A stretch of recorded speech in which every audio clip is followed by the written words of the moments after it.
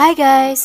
Nabalitaan niyo na ba na nagtayo ng bagong branch ang Swirls Ice Cream dito lang sa 159 Maginhawa Street, Sikatuna Village, Quezon City? That's me! Tara, pasok tayo.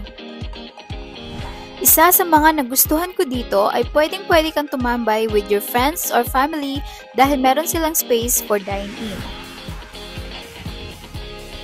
For sure guys, pagpasok nyo, picture pa lang matatakam na kayo.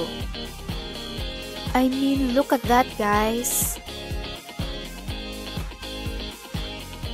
And bukod sa kanilang friendly staff, good news is sobrang affordable ng ice cream nila. Dahil lahat dito ay abot kayang saya.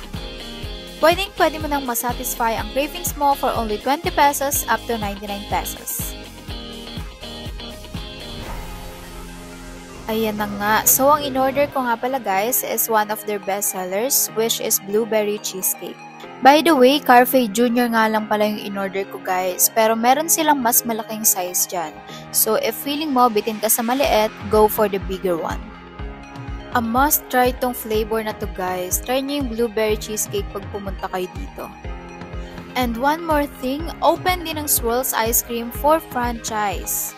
To inquire, just visit their website www.swirls.com.ph. Yun lang, paalam!